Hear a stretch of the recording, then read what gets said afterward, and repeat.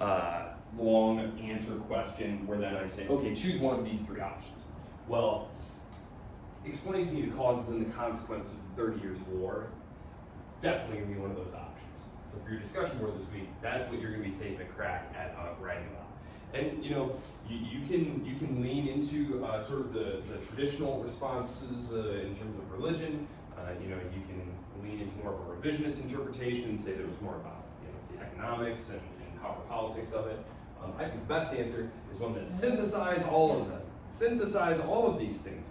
Because as we're going to see here, when we talk a little bit about the English Civil War today, or the English Revolution as it's sometimes called, again, it's not as simple as the Puritans didn't want to be Anglicans, and there were all sorts of other interests at play. Not that religion didn't matter, but that it's very hard to disentangle political motivations, economic motivations from religious motivations. They all kind of fuse together here. Now, before we do that, though, I had told you that we were going to talk a little bit about Europe and the world today, because of course that was chapter 7, Europe and the world. We need to understand where everyone else is since we last left off, and so I'll just say a few things.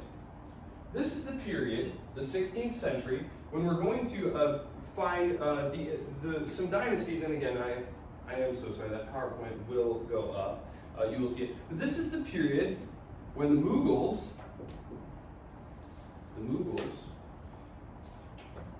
take India, the Mughal Empire in India. These are who the British are going to find when they arrive, which they're going to be arriving right around this time. And of course, it's not just the British. It's not just the British.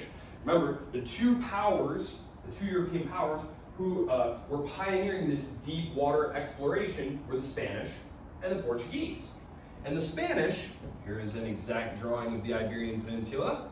Here is Portugal. And so over here, the Americas, that's primarily what Spain is concerned with. So Spain is going to largely be concerned with what's going on over here in the Americas. It's why most Latin American states today speak Spanish. Bonus points. Those of you who had me before know this. What is the big exception there? Brazil. Because they speak Portuguese. And why do they speak Portuguese? Do you recall? I assume it was some Portuguese explorer that people were, no?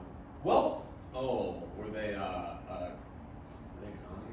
They were a colony, and it's because the Pope, because they're both good Catholic powers, right? The Portuguese and the Spanish, they're both Catholic powers, and they need someone to arbitrate. They have a dispute. Who's going to be in charge of all these things? And so they go to the Pope. The Pope actually a lot of times could play the role of like international mediator. It's kind of interesting. There wasn't like UN or anything, so you need a neutral arbiter. These are two Catholic powers. They say, Pope, who's in charge of what? And he says, listen, here's what I'm going to do. And this is in the chapter, the Treaty of Tordesillas. He just goes, boop, boop, boop, boop, boop, boop, boop, boop. Just draws a line. He says, all right, everything that way is for Spain, and everything that way is for Portugal.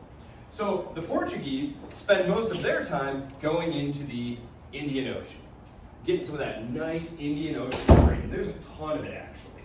There's tons of it. Places today that we don't really associate with being like big trade hubs, like Oman in the Persian Gulf, big trade hub. The little ports right along the Indian subcontinent there. The Chinese Ming dynasty, who we're going to talk about in just a second, they're doing a booming, everyone's trade. There's a lot of trade there. And when the Portuguese show up, they're the biggest dog on the block. They have these huge floating fortresses full of cannons, basically. These ships are huge, and they can just demolish anyone in their path. So the Portuguese are actually having a splendid time in the Indian Ocean. So they set up all sorts of trading posts, and they open up some trade with Japan, with China. It's very tightly controlled, but that's why like Macau, for example, Macau and Hong Kong that only returned to the Chinese government in like the late 1990s. They were held by the Portuguese and the British respectively. They had been old colonial trading outposts that they had held on to. So, the Treaty of Tordesillas, I'm going to erase Mughals there. Sorry, that doesn't make much sense right there. We'll come back to Mughals, I promise. So Spain is over here having a great time in the Americas, with the exception of Brazil, which is for Portugal. Portugal is going to be over here dominating the Indian Ocean trade.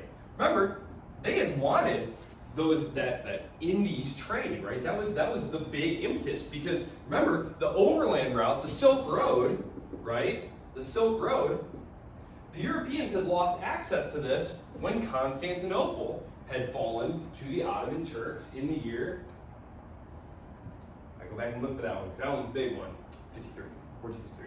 It's the year that sort of, remember, that's what prompts them all to start looking for other ways to access this. Now, yes, it's dangerous, but here's the thing. These spices are very small. It's not like transporting wheat, where it's like, okay, I can get a penny a bushel. So I need about, 700 bushels or whatever to make it worth it. If you can transport even a pound of this stuff back, that might pay for the whole voyage. So if you can stuff a ship full of it, I mean, you're talking about thousands and thousands of percent return. So yes, it's risky. It's real risky. Ships go out and they never come back. Where'd they go? No, they died, more than likely. But if you make it back, boy, is it going to be lucrative. And there are all sorts of interesting innovations that are going on in the European context that allow for this to happen. One of them are things like joint stock companies. What does that mean? Well, it's expensive to launch one of these ships. You and your family have 100,000 ducats. Okay? And to launch one of these expeditions, it's going to cost about $25,000. Okay, so that's a quarter of your wealth. Now, if it comes back, it's going to bring back like 500,000 ducats worth of wealth. But there's, maybe like a 50-50 chance that like the ship just never comes back, and who knows what happened to it? Don't know. I said that's a big risk, right? Like you could lose a quarter of your value right there. But what if you threw in 1,000, and you threw in 1,000, and you threw in 1,000, and you threw in 1,000, and you threw in 1,000, and we diversify, we spread the risk out, and then you all are entitled to 10% or 12.5% or whatever of the tank. And that's what they start doing. You essentially create a holding company, and then each of you own shares of the company, and eventually companies like the British East India Company and things like that, they'll like literally have like trades, like shares trading, like over the counter, where you're just Joe Blow who got off work at the dockyards or at the pub or whatever, and you say, I got an extra pound, which that would be a crazy amount of ways to do it, but just pretend. He's got a pound, and so he buys a share in it, and then he's entitled to a dividend. So this is the origin of joint stock companies, things like publicly traded shares. The first stock markets are opening in places like Amsterdam. Remember we talked about how the Netherlands were a super wealthy commercial entrepot, and that's why the Spanish Habsburgs fought so hard to keep that thing. And when you see the PowerPoint today, you'll see that the Dutch, there's a period where the Dutch really look like they're going to be something, but the English clip their wings because they're basically the same thing, right? They're right across the channel from each other. They're both naval, trading powers, Protestant, and Highlander. There can only be one. Previous cult film, Highlander. Anyway, old Sean Connery. It's from the 80s. Anyway, so Spain and Portugal, they love this arrangement, right? Hey, Pope said this half's our half, so this half's your half. Guess who doesn't care about that at all? Everyone else, right?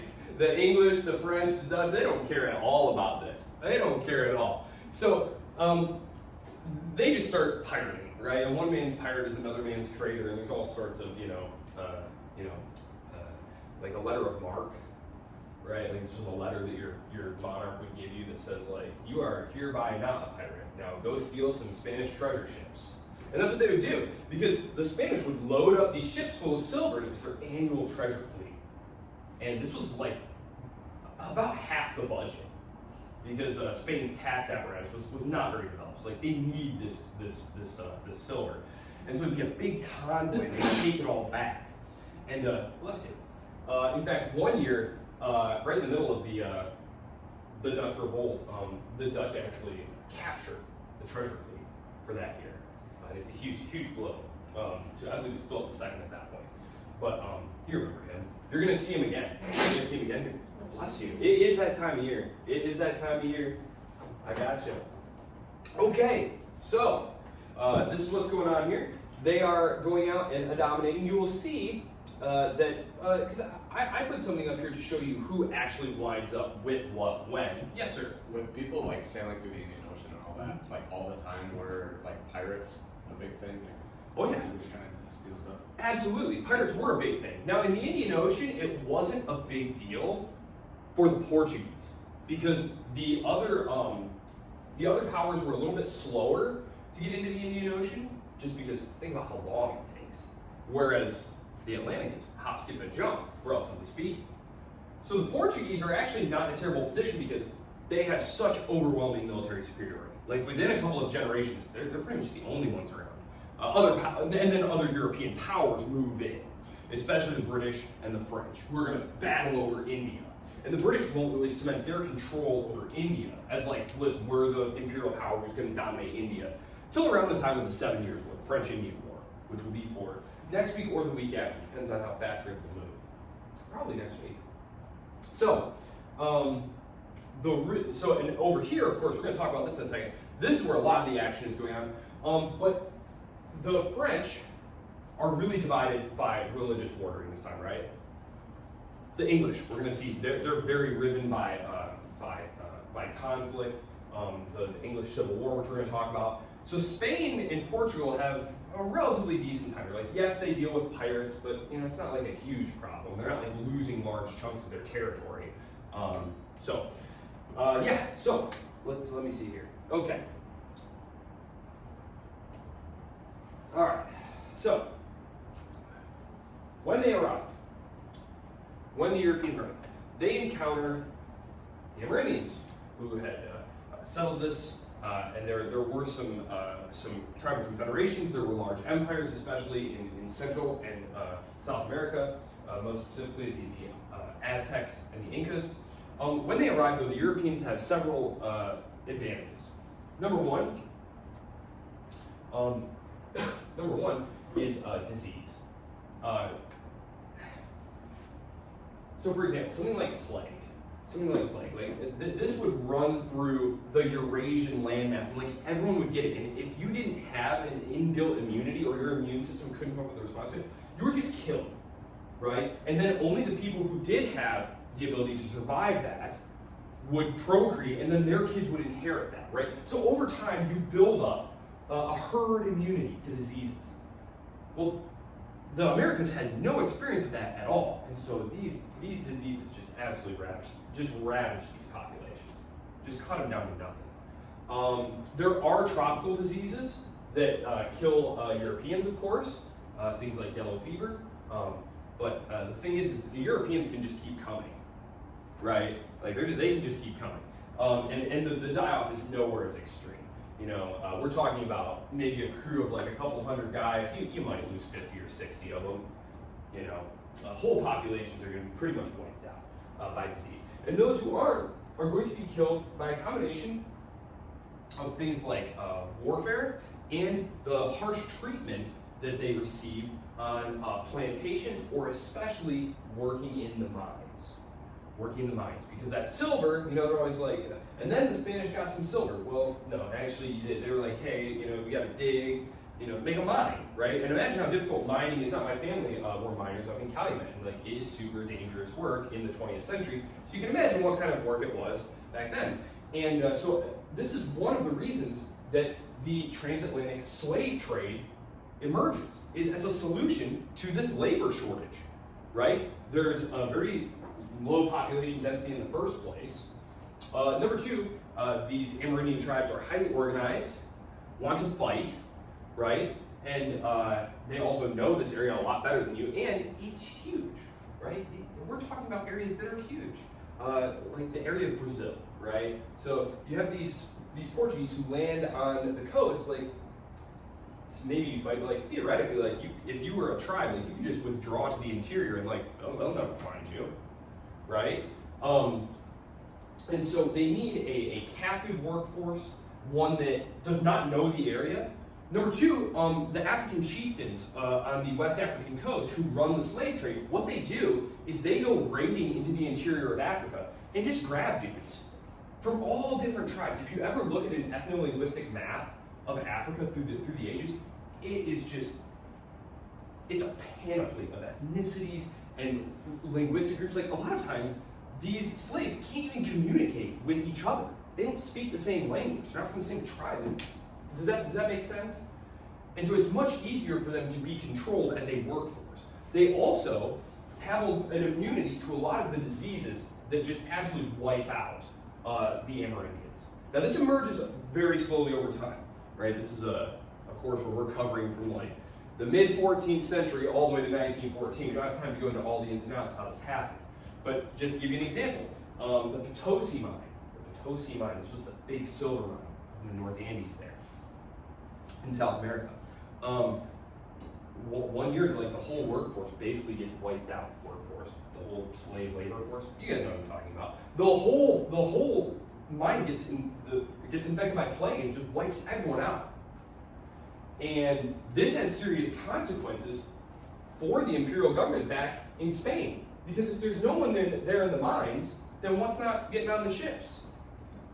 No money, right? Like this is a huge number one disaster. Think about it, you're Charles V, and you're trying to fight for control of the Philippines, and you're trying to fight the Ottomans, and you're trying to fight the Protestants. You need some money. Need it right quick. So when your whole workforce dies off and now there's no money, like this is a huge problem. And it actually, when we talk about like globalization, when I talk about China, well, this was one of the things that really undermined the Ming Dynasty was this interruption in the flow of Spanish silver. We don't really think about like China, Spanish silver, what? Yeah, actually a significant portion of the silver that is mined winds up in China through global trade. This is our first real era of globalization. Global trade is a real thing, and when that slows up, then the farmers in China don't have enough, liquid money to like pay their taxes, and this has all sorts of destabilizing effects on the Ming. So, technological advantage, of course, they have guns, right? Which they're not like useful. They're not like really useful. Scare value, really, they're like shocking. It's super shocking. They're these explode. It's incredibly loud and very, very startling, right? Very startling.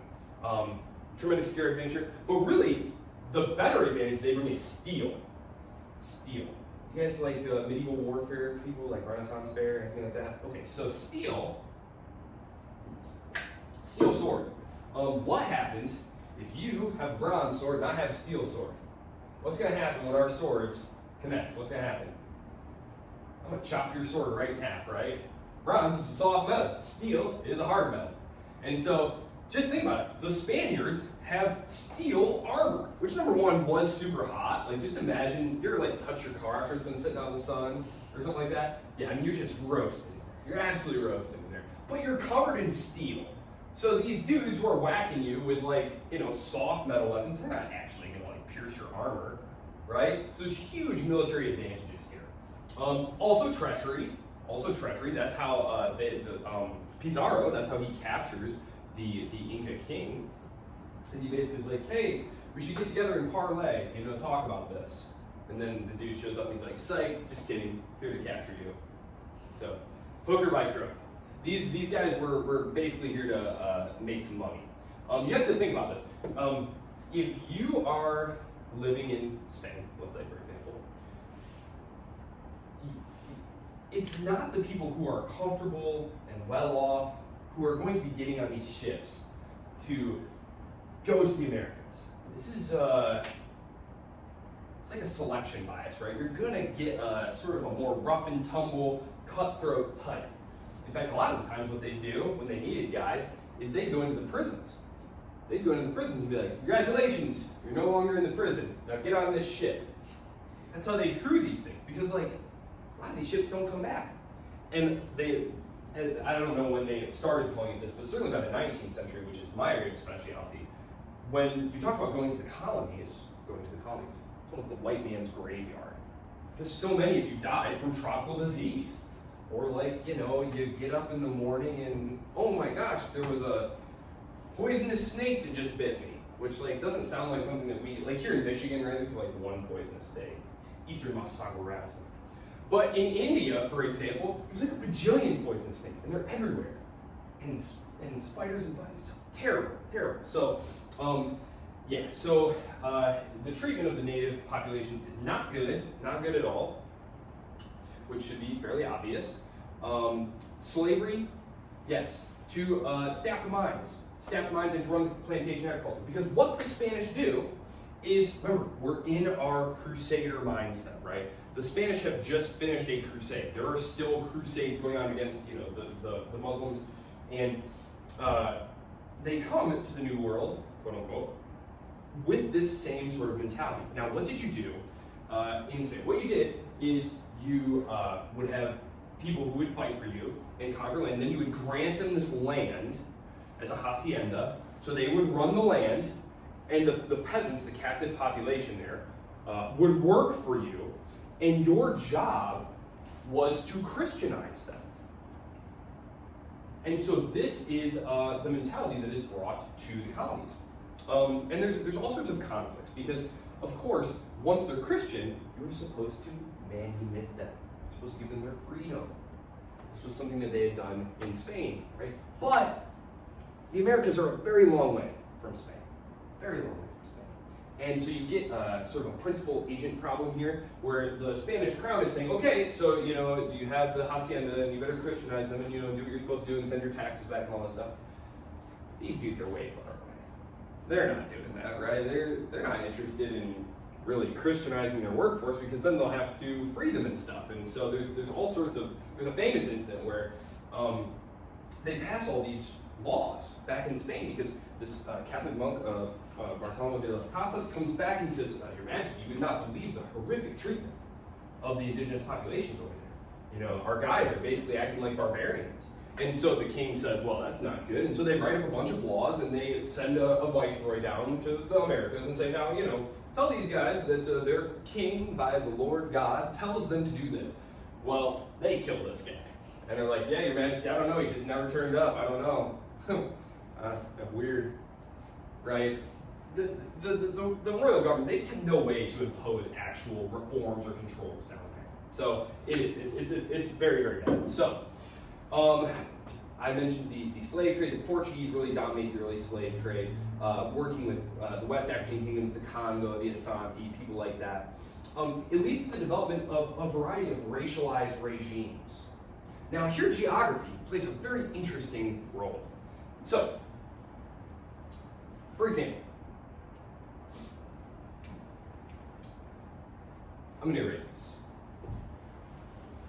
We'll come back and talk about Indian stuff in a second.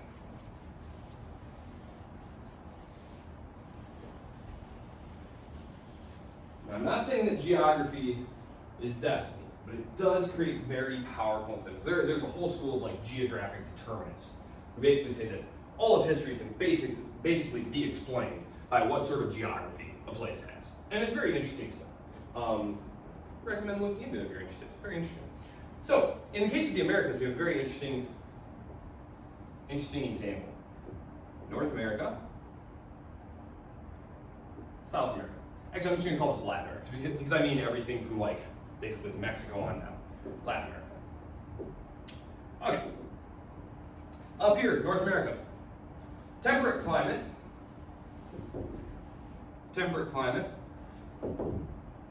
Virtually no tropical diseases.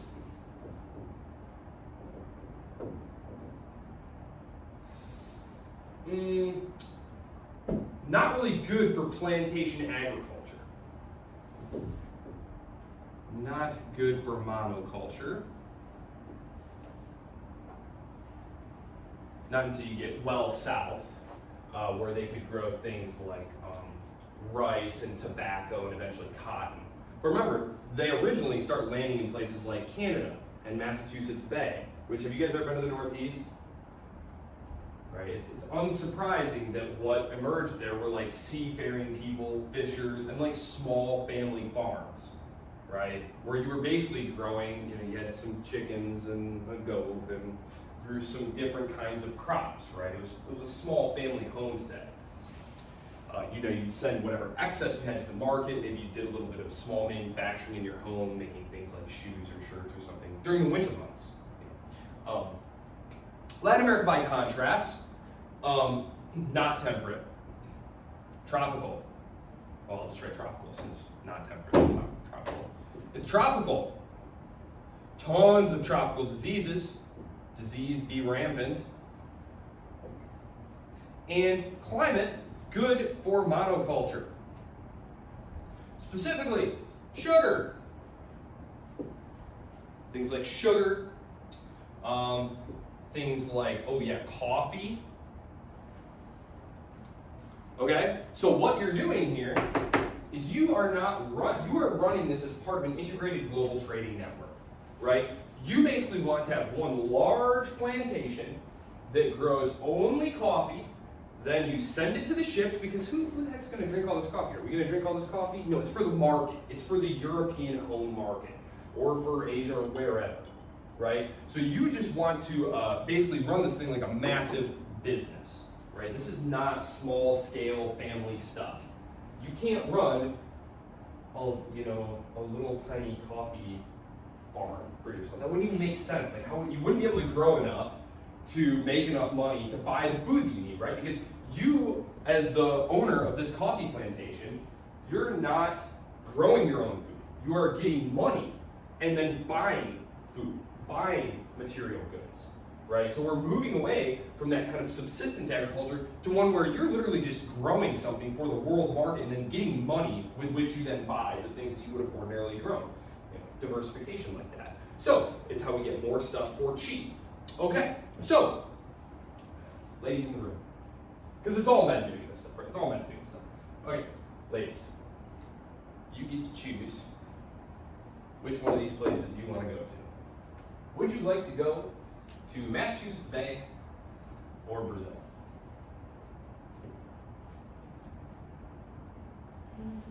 The answer was overwhelmingly this, right? Overwhelmingly this. There'd be no women down here. European women are not clamoring to come here. Men who go here are not bringing families with them. This is mostly like, you are the third son of the Count of Toledo, and by golly, I'm not going to have any land here, so I better go make my way in the new world, quote unquote. I'm going to stop saying quote unquote. You guys know what I'm talking about. Old world, new world, whatever. Up here, though, if you're a young couple, get a little bit of money together, there's not a lot of land in England, not a lot of land in the Netherlands, right? But we can make our way across the Atlantic, land, and start homesteading here in the Americas. And make a decent little way for yourself. And so that's exactly what happens. You wind up with whole family units here. Down here, what you have by contrast is you have the men marrying into the local population. So you wind up with a much more mixed racial structure and hierarchy, which is not really the subject of our class at all, but it's simply to point out why the racialized regimes that existed until really the last couple of centuries in places like Latin America were extremely complicated. You can look up like charts. They had all sorts of if your great-great-grandfather was this and this, and they had a whole chart. It wasn't just like this person's black and this person's white or something. They had 80 different racial classifications. Whereas what emerged in North America, by contrast, was much more binary, right? It was like there are black people and there are white people. That's not what you see in Latin America at all. And again, geographical determinists say, well, it's quite simple, really, this. And I do actually think in this case, the geographical determinists are largely correct. So, all right. It's not until really the later 19th century that they start to get a grip on how to fight and control infectious diseases, and then you see much more migration. For example, Argentina becomes a big hub for Italians. Okay, so competition for colonies by these powers is going to drive further centralized state building, right? You need to be able to float these massive ships.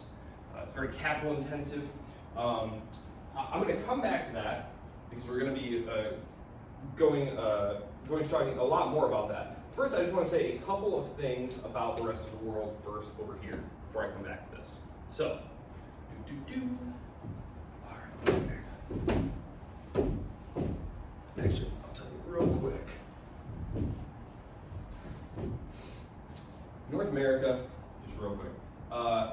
Basically, because we're in the early 1600s now. We're in the early 1600s. We're going to be finishing up today talking about the English Civil War, which takes place pretty much smack dab in the middle of this, although the crisis starts a little bit earlier than that. So from the 1600s to the 1700s, which is going to be the focus of our next several lectures, just for shorthand, North America the British and the French. The Spanish will be tooling around down in Florida till about the time of Andrew Jackson. And they'll swap possessions. Like, that's fine. That's fine for you to think of this. South America, mostly Spain,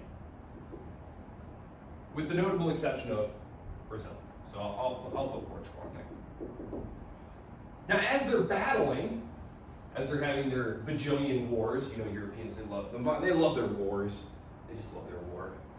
That's why it's so funny to look at them now. They're like, oh, everyone, let's have peace and stuff. It's like, man, of course, now you guys want some peace. Bajillion wars later. They trade colonies. They try and fight each other for their colonies. So you get this colony like Saint-Domingue, today's Haiti. Now, if you know anything about Haiti today, it's very poor, lots of problems.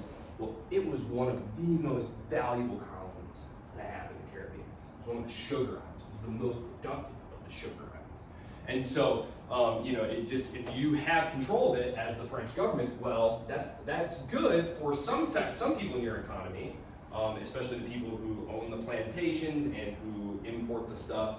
It's good for them. But basically, the rest of the state is subsidizing them because, you have to defend this thing, and it's not cheap to defend this. And if you don't defend it, those darn British are going to come in and take it. So that's. There's a lot of literature about how much did colonies generate in income versus how much did they cost, and certainly when they talk about the Africa, colonization of Africa later in the 19th century, the consensus is that this was an overwhelming loss. There were only a handful of colonies that were actually a plus economically, but there's always someone who benefits, right? There's special interest groups who are benefiting from this, and then they're able to use the state to subsidize the costs of their doing business. So, which the government was happy to do because they got cut. The government had to give you a license. You had to basically buy a monopoly. That's where that came from. You would say, Your Majesty, sugar, it's a thing. People love it. You can't get enough of it. I would like to be your sugar guy. How much is it going to cost for me to be your sugar guy? And so the king would basically be like, well. And then he would sell you the right to be their sugar guy.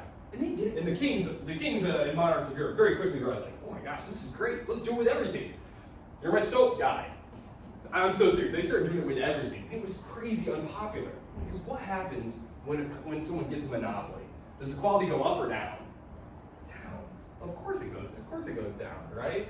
And so you have people making illicit soap and trying to sell it on the black market, and they put them in the stocks or whip them or something for it, So it's not popular. Monopolies are not popular among the people, but they're very beneficial for those who obtain them, and they are a rent for the king. So competition over colonies is going to intensify as these states grow more powerful and more centralized, which is really going to start happening in the later part of the 1700s and certainly into the 19th century. Because right now we still have states that are riven internally. Are these going to be absolutist monarchs, or are they going to have to share power with some representative body, constitutional monarch?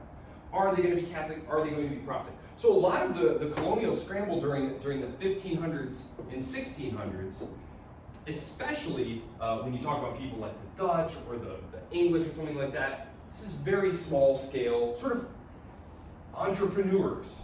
Right? Someone like Francis Drake is more of an entrepreneur, right? The states themselves are mostly just contracting this out. By the 19th century, though, you are actually going to have the governments themselves moving in. The British government is going to literally take over India, right? For the most part, it's just the British East India Company. For the first century and a half, this is just some company that's kind of taken over India with their private army, and it isn't until 1857 or something like that. It's 1850s, 1860s that the British government comes in and says, all right, we're actually in charge here now. Okay, so India. It's critical to understand what the governing situation was in places like India, in the Ottoman lands, which we call the Near East. Yes, I know. You all know what I'm talking about. And then China. The Ming Qing. Okay. Important things to note about these, the ones I underlined. So not the Ming. Okay, why did I underline those? These empires are all basically being set up right now, right in the early 16th century. Sorry, I'm talking about these. Right now I'm talking about these. These are getting set up right here in the early 1500s, okay? These are foreign empires. These are foreign. These are, the Ottoman Turks are conquering places that are not full of Turks. The Arabian Peninsula is full of Arabs, right? Arabs who actually super duper resent the Turks. This is why during World War I, Lawrence of Arabia, that's his whole thing. Like the British are like, hey, you know what'd be hilarious is if we sent that guy down there to like stir up trouble among the Arabs and like, well, we'll promise them like independent kingdoms if they like revolt against the Turks, and that will totally undermine them. That was the whole strategy there. And it goes back to this. It's that the Ottomans are foreigners. They're not Arabs. They're an imperial power. The Mughals.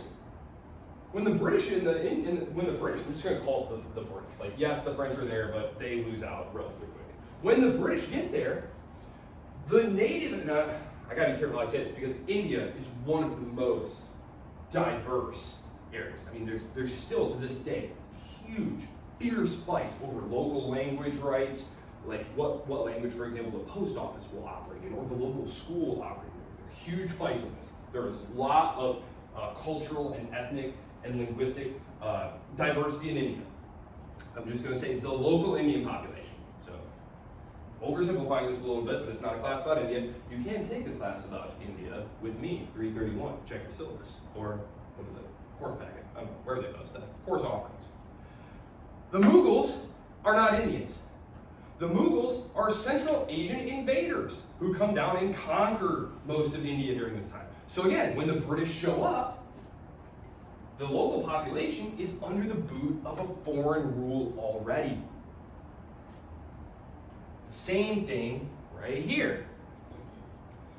The Ming Dynasty is the last ethnically Han Chinese dynasty to rule China. The Han people, who come from like sort of the nice, really rich, fertile plains area around the Yellow River, they make up to this day the overwhelming majority of the Chinese people, like 90-something%. Like it's actually more than that. But the Chinese Empire is going to be periodically invaded from the north. It's always from the north. When you look at the Great Wall, the segments of the Great Wall, like here's China, exact drawing of China, obviously, as per usual. There's like no walls over here. The walls are all up here. The sections of the walls are all up here to prevent those darn nomadic horse archer dudes from rolling in and causing so much trouble like they always do. And they periodically do. The Ming had taken over for one of those northern invading armies who had set up a dynasty. And the Ming, who are right about at the peak of their power here, right in the early 1500s, they're actually sending out these huge treasure fleets into the Indian Ocean. This is the period, and these ships are huge. These ships are huge. Much bigger than the ships that Christopher Columbus and his guys are sailing in. But there's a change in policy, basically. And there's a big debate about why the Chinese government did this. It's interesting. Basically, right about the time that the Europeans are starting to go out all around the world and on the way to taking things over, the Chinese stopped doing this. They scrapped the fleets, these huge treasure fleets. They scrapped them. If you want to look into it, Zheng He was the admiral who was in charge of this project. They scrapped these treasure fleets. And they do not go out sailing really again. No blue water sailing, like out deep. There's a lot of question about why the Ming Dynasty decided to do this. I think the most compelling explanation is that there was an internal battle over the empire's resources, and the Navy Department lost out to the Army.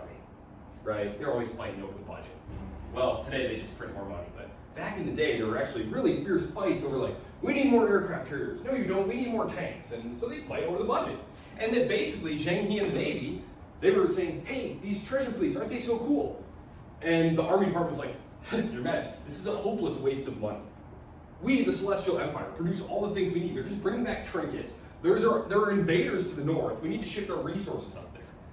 And there are, in fact, invaders up to the north. It's these dudes who are eventually going to replace these dudes.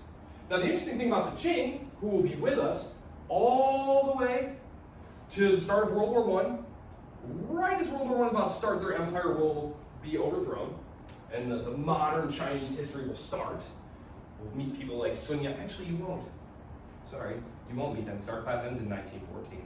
But if you take the history of China, India, and Japan, you will learn about Sun Yat-sen and Mao Zedong and all that crazy stuff. So, the Qing, when the imperial powers show up to start pirating China in the 19th century, we have another foreign dynasty ruling, the Manchus. The Qing dynasty is set up by northern Manchus who roll in and conquer China from the and lord it over these ethnically Han Chinese. And they impose different things. Like, have you ever seen that that hairstyle where like the front is shaved, but there's a long ponytail down the back, the cube? That was imposed. That was not how like Han Chinese wore their hair. That was how Manchus wore their hair, and they forced Chinese men to wear their hair like that. And so, like, as the revolution is getting going there in like 1909, 1910, one of the things that ethnically Han Chinese would do in protest was chop off the braid, like, you know. So yeah, so it's critical to understand that when the Europeans show up, it's very, very easy for them to, number one, stir up trouble, to play different sides off each other, because you do not have an alignment between the people and their government. What you have is a people who are being ruled over by foreigners.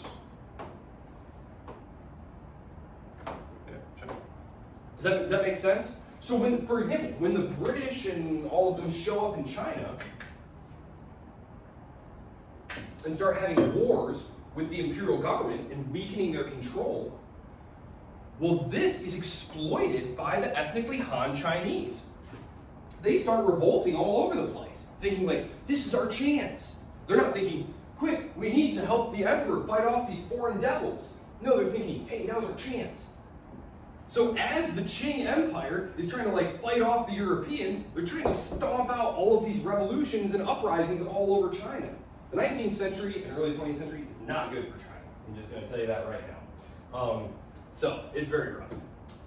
Okay, so that's what's going on. These huge tracts of land that we're going to be encountering, the Mughals dominating India, the Ottomans, remember they're still in our period right here. They're just about to be pushed out of Europe into the Balkans, right here, right in this area. They'll actually retain control over the Balkans right up until the cusp of World War I. That's what the Balkan Wars were about.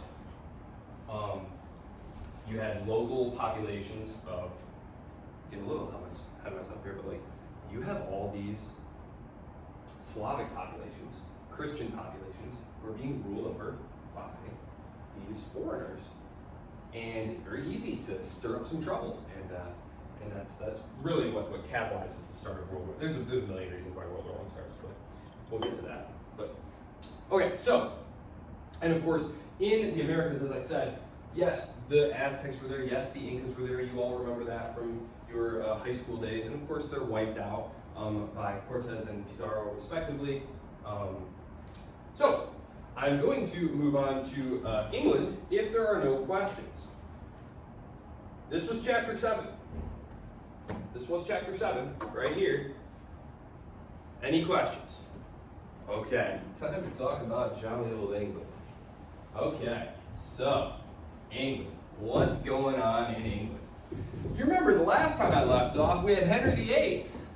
We had Henry VIII, and he wanted an annulment. Actually, my son, one of my sons, several kids, but he came home from school yesterday, and we're driving back, and I'm like, what'd you learn about today? You know, I'm one of those annoying parents. So, tell me what you learned today. He's like, oh, I learned about King Henry VIII, who, he wanted a divorce from his wife, and the Pope said, no, divorce is bad. I'm not going to give you a divorce because it's a sin. And I was like, hold up, I'm sorry. This was the explanation that you got. And he was like, yeah. It's like, this is why I feel so strongly about not teaching children history. Until they're old enough, you can actually tell them what really happened, instead of like some really like cartoonish version of like what happened. You know, just stick with the math, the geography, the grammar, the languages, those things, and then later we can have talks about history. So of course, then I had to spend the rest of the car ride explaining. Poor kid. It was like 30-minute long lecture, but there you go. That's what it's like. So that's good practice for you. That's what it's like being one of my children there. So okay, England. So we left off with Henry VIII, who says, "Fine, I'll start my own church." And guess what? I'm the head of the church. So Henry simply asks himself for an annulment. He says, "Hey, head of the Church of England, can I get an annulment?" And the head of the Church of England was like, "Jolly good, man, of course you can." It's like, brilliant. So, Catherine of Aragon by Aragorn. I did it. That's because we've been watching Lord of the Rings every single night for the last couple of nights. Aragon. Catherine of Aragon is out. Cat of Aragon. Spoiler alert. She will be back. Or her daughter will be back. So then I left us off. So I'm going to pick us back up here. So the English Reformation results in the Anglican Confession. The Anglican Confession. So if I say Church of England or I say Anglican, those are the same thing. It's very, very indistinguishable from Catholicism initially. There's all the same ceremony, a lot of the same robes. There's still an episcopal system of bishops. So this is one of the things that the Puritans, who are going to play a huge role in the English Civil War, are complaining about. They're saying, look, they say that we're Protestant, but just look at it. Like, we're clearly just like pseudo-crypto-Catholics here. We got to reform the Church of England and make it Protestant. So this is one of the things that they're going to be fighting about. The Anglicans versus the Protestants. And here, we have a split too, because of course we do. Of course we do. It's the Puritans versus the Presbyterians. And if you want to think of these guys as like the radicals, like the cutting edge of the revolution, you'd be wise to do so. Whereas these guys are the moderates. We're like, why don't we just cut a deal? That's what moderates do, right? That's why they don't lead revolutions, because they're not willing to go fight and kill people enough. That's why the radicals always wind up in charge. There you go. Okay, Henry VIII. Why is he divorcing Catherine? Why is he annulling his marriage to Catherine of Aragon? She can't give him a son. She has a daughter, though. Married. Finally, King Henry gets his son, Edward. And then he dies. Whew, I did it. I had a son, now he's going to be king. This is going to be great. So, 1553, though, basically right away, Edward dies. So all that, so that he could have his son. Son immediately dies, and guess who becomes queen? His daughter, by Catherine of Aragon. Not joking. Not joking at all. He did all that. So, Mary, she is going to be quite contrary, because you know what? She is a hardcore Catholic. Her husband, you've met this guy, the one, the only, the leader of the Counter-Reformation, Philip II. So they're hardcore Catholics. So she's next in line for the throne. Now, the Anglican, establishment are kind of like, oh my gosh. Because you break out the royal family tree, you're like, well, King Henry is dead, and now Edward's dead, okay, who's next? And they're all like, do we have to? And they're like, yeah, we have to. So Mary becomes queen. And she is the one who earns the sobriquet Bloody Mary. Because she comes back and tries to basically reimpose Catholicism. And spoiler alert, if you're not on board with this plan, there are alternatives, like me killing you. And that is what happens. Members of Parliament are actually, she's rather unpopular among the nobility, Protestant nobility. But what we have here is England. England is like a pendulum here, right? England. And here's the Catholic side, and here's the Protestant side. And England was over here, then they're going over here. Then Edward dies and Mary becomes in charge, and now they're back on the Catholic side. And then she dies, and they're going to swing back to the Protestant side. So it's not clear, really, in the middle of the 16th century where England's going to come down. However, next in line, oh no, Sorry. Yeah. Sorry. It's Elizabeth. I'm sorry. Right? Yeah, it's Elizabeth. I'm sorry. Got mixed up there. It is. Sorry. It's Elizabeth. Sorry, wrong one. There are two English queens who rule for a bajillion years, and it's Elizabeth and Victoria. And it's Elizabeth. Elizabeth is a Protestant, and she is going to reign for like 60 years. So this is really going to calm things down and cement England on the Protestant side. Now, Elizabeth is really an expert political maneuverer within the English system. The English system had a lot of interlocking parts: House of Commons, House of Lords, Parliament, that's sort of the deliberative body. It had grown out of the medieval practice of the monarch calling their court to them. So you could summon your court. And these were like your closest guys and gals. And you'd be like, I need some advice. I need everybody to get with me here. Okay? So it was his right to call you. And you could not leave until he dismissed you. Right? Like, you're his vassals, or their vassals. Actually, Mary is the first queen. So it had been dudes. The English monarchy, therefore, has a lot of different rules and customs. The thing is, they're not written down. A lot of it is just tradition. A lot of it's just practice. And so what we're going to find here is when she dies, because she's happy to operate within this kind of system of mutual benefit and interest with consulting Parliament, and if Parliament really doesn't like this, she's not going to try and push it through. If Parliament says, Your Majesty, we just don't like this idea, she's going to say, okay, well, let's talk about it and see if we can come up with, a better idea. She's a very conciliating, she gets what she wants most of the time, but she's very good at, massaging egos and moving things around. She's very, very good at this. She does not get married, and she does not have children. This is a huge problem, because now we have to break out the family tree again and take a look, and oh boy, I thought we were done with this. No, I'm not. I'm just kidding. We will eventually go back there. But it's James. James VI of Scotland. He becomes James the First of England. Now, he is Protestant. He's a church family guy. But he does not like the way, because he's been sitting up in Scotland watching how things are going down there, and he's like, I was king, that's not how things are going to tell you what. I'm going to be in charge. So he comes down thinking, I'm going to show Parliament that I'm in charge. And he immediately starts getting into conflict with Parliament. Francis Bacon, the famous scientist, he's one of James's ministers. And he and Parliament start butting heads, and Parliament dismisses him. And it wasn't entirely clear. Everyone was kind of like, can they do that? They're like, well, we did. And James is saying, no, my ministers are accountable to me. I'm the only one who can dismiss a minister. Ministers are accountable to the king, not to Parliament. Judges, they're accountable to me, the king, not to you, Parliament. And Parliament's like, I don't think so. And of course, it's not written down somewhere. Like, it's tradition, right? And it looks like there's a constitutional crisis brewing. Constitutions, we tend to think of them as being written down. Like, really, a constitution is just a set of common practices and understandings that can be largely traditional. He dies. Constitutional crisis averted. Phew. Who's his son? Is he chill? No. His son is the opposite of chill. He's even less chill than his old man was. So James the First is succeeded by his son, Charles. Charles the First. I'm not going to get to blow this stuff up here because we're going to have to leave in a couple minutes. Let me just say this. I'm going to set the stage for the English Revolution.